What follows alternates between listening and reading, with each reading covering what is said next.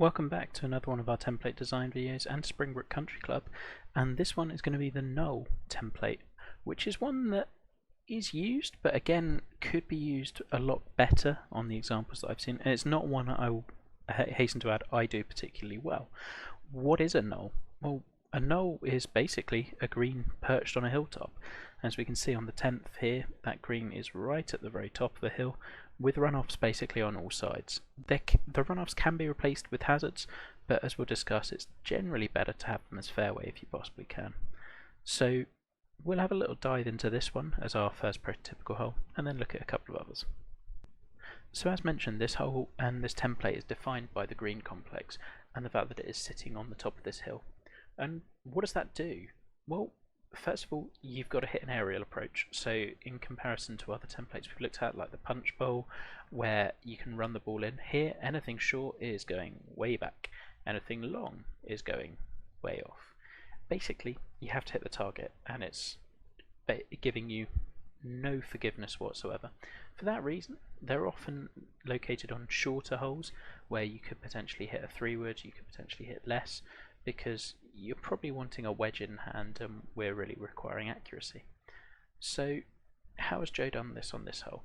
Well, first of all, when we look at the green, you can see it is very heavily elevated. We're looking at around 10 feet or so, and anything that is slightly long, slightly left, slightly right, slightly short is going to be repelled from that green. Now for this back pin, you've kind of got to go chasing it. You've got to be coming in ideally from the right hand side, because anything long and left, and you're in your worst position imaginable because you are coming back trying to flop something up over this slope and stop it from running away down the other side. It's going to be nigh on impossible. You can always place towards the centre of the green, would be fine on any of these, and often with a knoll, centre of the green isn't a bad position. So how's Joe made this one particularly interesting? Well, first of all, driver is an option, and I know one of the things Joe really likes to do with a knoll is allow you to hit driver, but basically say, if you want to have a pitch from down here with an awkward partial stance to a green that's very above you, go for it. Hit that shot. Be lucky. So therefore, he tends to allow this a little bit more than you might expect on a normal short hole, because the green in its elevation is the defence. So, however, if you were to push it, you could be ending up in here. I mean, the water is definitely in play if you're way off base as well. So you could drop back to a 3-wood. Then you're thinking about, well, we know that here is 23, here is 17 down. So there's a lot of rollout here. Even a 3-wood could be running into those bunkers. Do you want to go 5-wood? Probably your safest play. Is that going to leave us a full wedge in? Because we don't really want to pitch in to this, because that's going to be hard to control, and then you're looking at partials, etc. And if you wanted to lay way back, you've got a little bunker to make you think. But in reality, I think 5-wood would probably be my club of choice on this hole every single time. And even a really bad shot. Okay, 220, we've left lots longer into this green than I would have liked. It's still not. I'd rather almost have this than I would the 50-yard pitch shot from here. Because with this shot, hopefully we hit a better swing. Okay, I can't necessarily stop it as quickly as I would like into this green, but I feel I've got a better chance of hitting the green and not running away and not duffing a partial, etc. So it does give you a lot of options without necessarily using much hazards other than the natural land itself. There's a lot going on with this one, and I think this hole in particular, I didn't really appreciate this hole until I played all 4 pins and really got it. The first couple of times I definitely would bash driver and have that awkward little shot and just go, why am I only making par? But it's a really subtle hole, in spite of, I mean, look at the green, it's the furthest thing from being subtle, but it really requires you to recognise the challenge from the tee before you hit too close, and I think that's a good example of how you can use this one. So we're going to look at a couple of other examples and spins on the template and see what else you could do with them. We find ourselves back on the 11th at Fairyland, which is another good example of the knoll. Running parallel to the very first hole, you can see that this is one of the highest points on the course and an ideal spot to put a green. So what's it testing? Well, precision with a wedge again, and making sure that we're leaving an uphill putt. Now this one, it does fall off in all directions as described, so you don't want to be too far long, And long, I would say, is your worst miss. So having a little pitch back up here and trying to run with the ball always running away from you is going to be absolute death. You don't want to be left because you're in those 3 staggered bunkers. You don't want to be right because you're in that really deep bunker. You don't want to be short because you've got that huge false front. So it's very much posing a question of distance control with a wedge. Now what makes this one interesting is going to be your elevation change on the second shot, which is going to make you question your yardage a little bit more. In terms of the tee shot, you've got freedom with what you want to do here. You just want to make it interesting, I think. So we'll hopefully find the fairway. It's right on the corner. And then you can see how this hole really plays. So a very significantly uphill shot. And as I said, we don't want to be long. We do want to leave an uphill putt. So I think anywhere you're leaving the ball kind of here would be ideal. Whilst the pin is right in this corner, I don't want to chase that because the penalty for missing left or long is so severe based on the green slopes. I think it's a really good example of this type of hole for that reason, because even though it's again a very large green, there's places you absolutely don't want to be. Middle of the green, anywhere around here would be absolutely fine on this hole. So we'll try to hit, and you've still also got to think about that severely uphill slope. So to be honest, right and short I'll be absolutely fine with. That might do even better.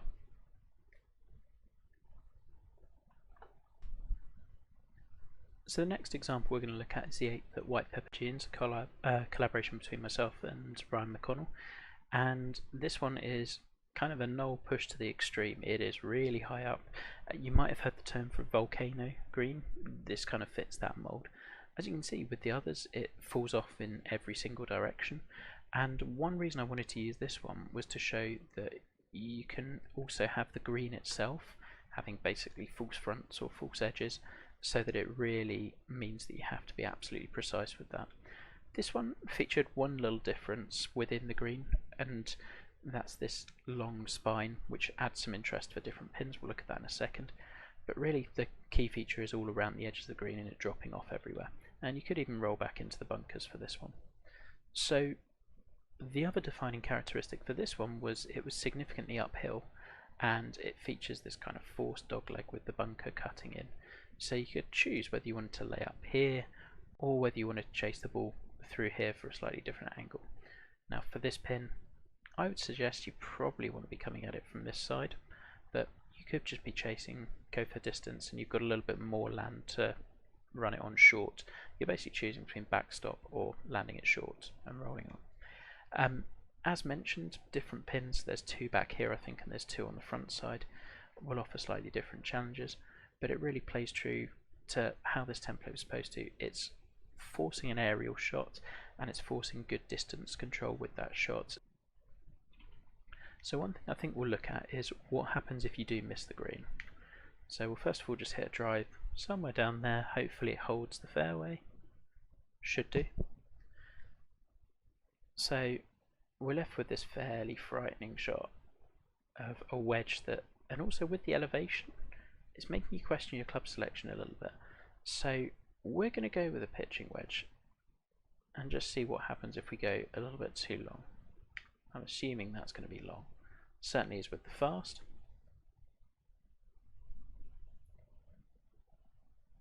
And you can just watch the ball funnel away slowly. And let's see what we're left with. And on different days it might go even further. But you've then got this recovery shot.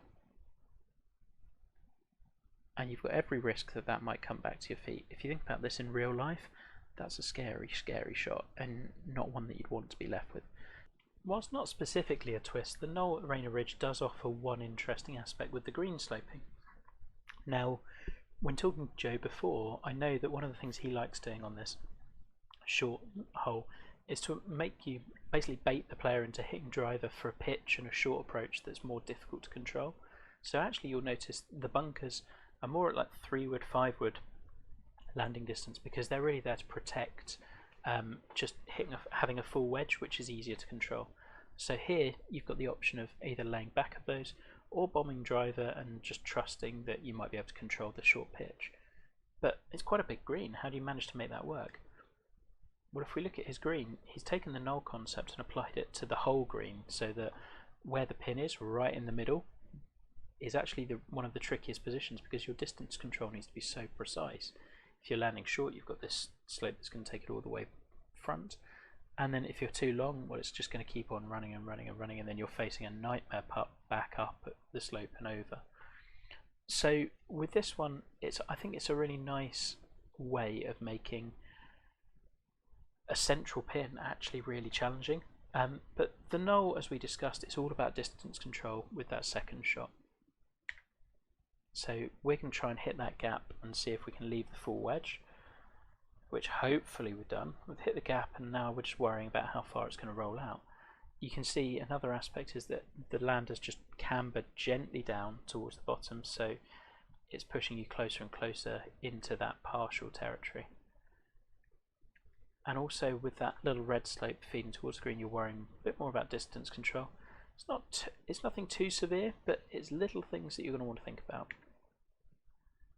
And that gentle slow might help us out, but I'm not really sure.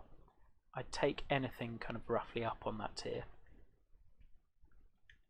So yeah, central tiers that slope forwards and back, you don't really see as often. They can work really nicely. I think here it's a really good example. So another little bit of a spin on the Knoll was the 7th at Sapelo River, and with this one you're again squeezed one driver by this little river that pops in the left hand side and a bunker that's well placed down here. So I would typically always hit 3-wood on this one or completely deal off driver. You can chase it all the way down, it's very much doable, you just got to be very careful. The green, as you can see, is very much elevated and there's no way to run it on. You could argue this has got a bit of a cape to it as well, in that it's surrounded with bunkers on all 3 sides rather than runoffs. Additionally, various pins offer slightly different questions.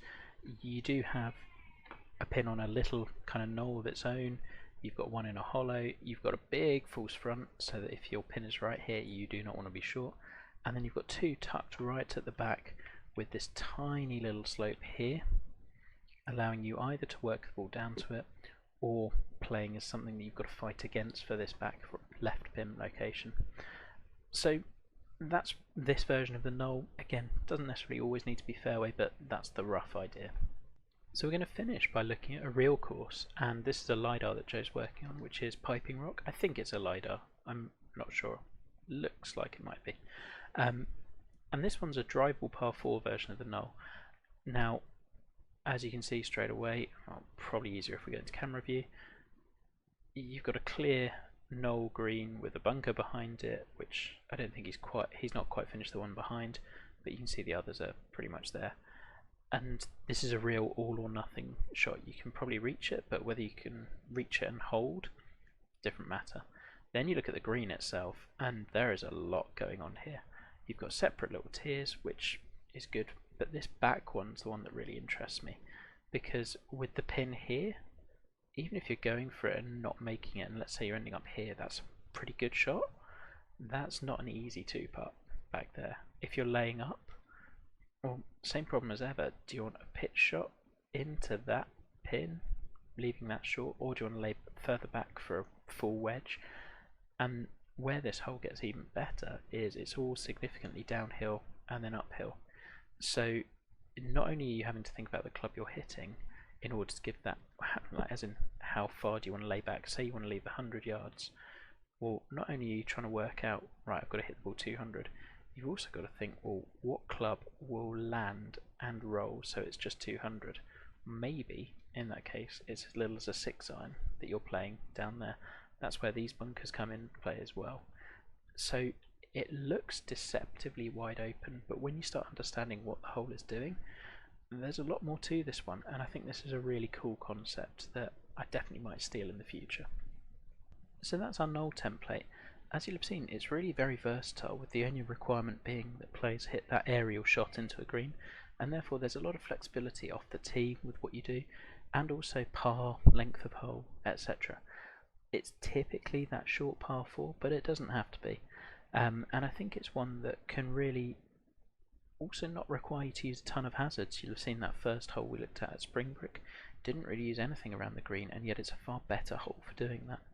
It's certainly one that I intend to use a little bit more, and I think when you know really what you're trying to achieve with that template, there's a lot that you can do with it that you just don't tend to on other holes.